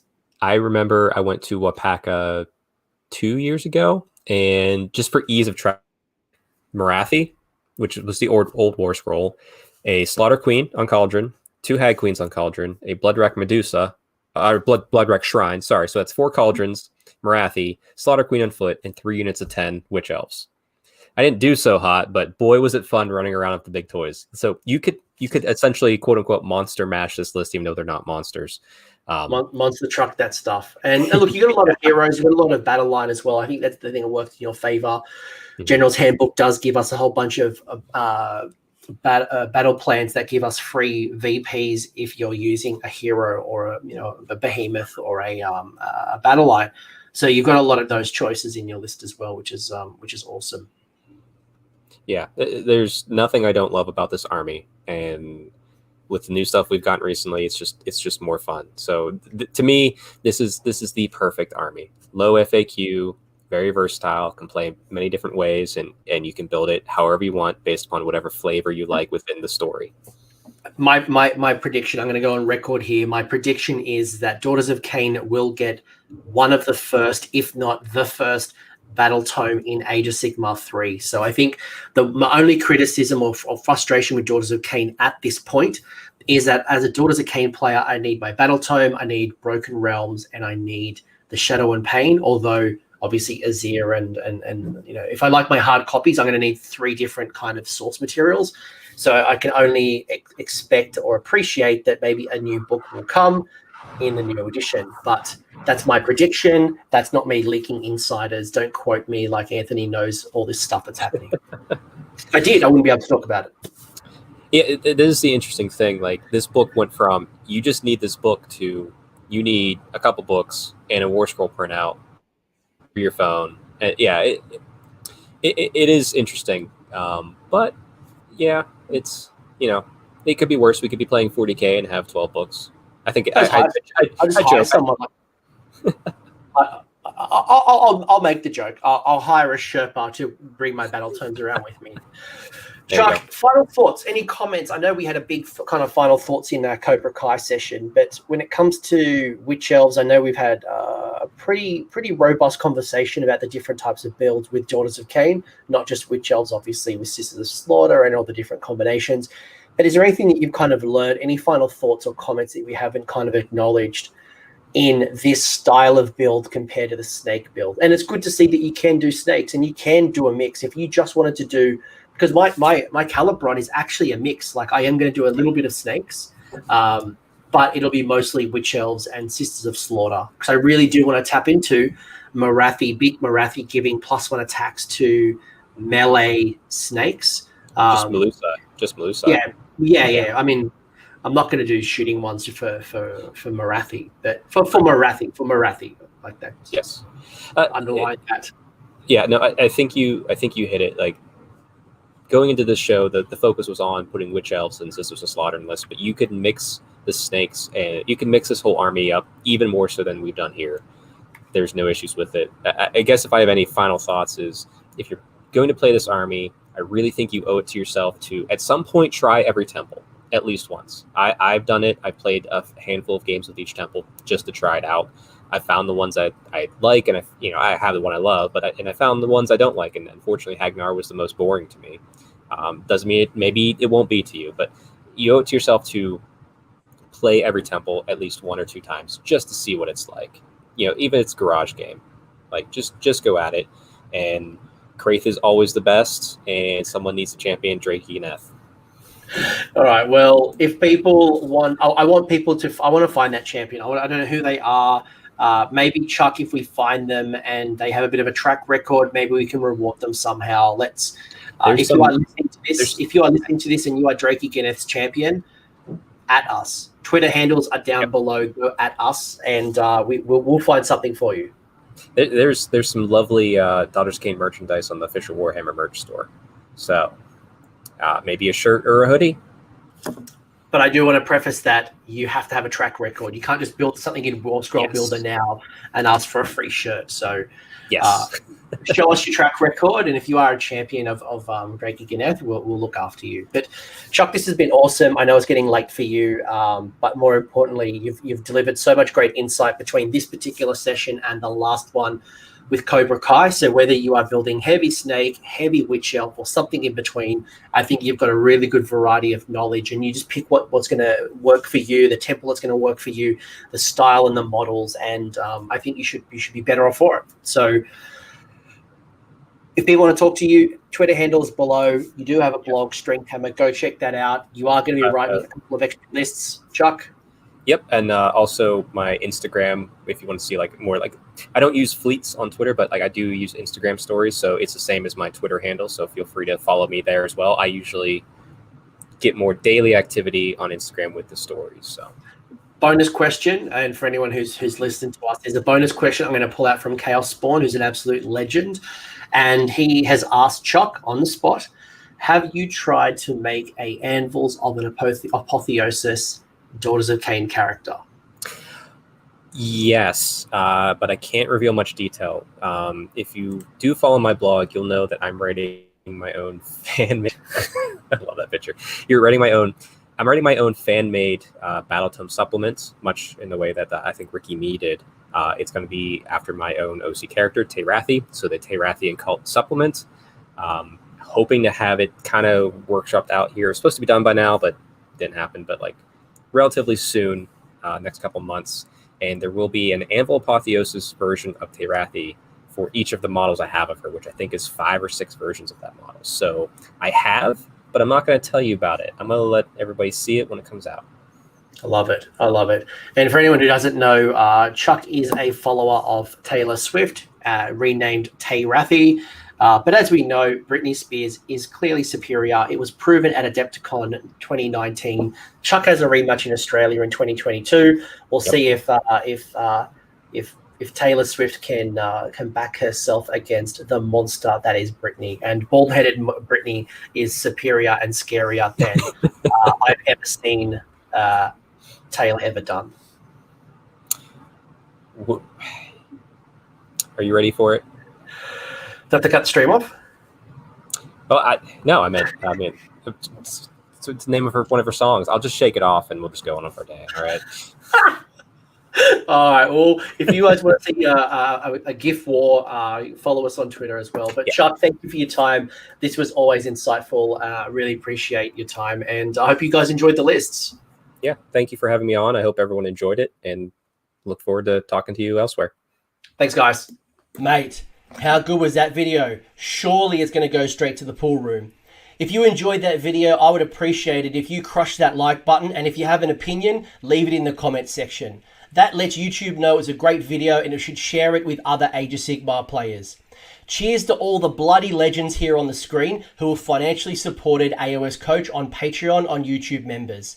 Their contributions have helped me improve the quality, frequency, and the variety of content on this channel. So cheers guys, you are bloody legends. Until the next video, don't forget to shoot the heroes and have a good one.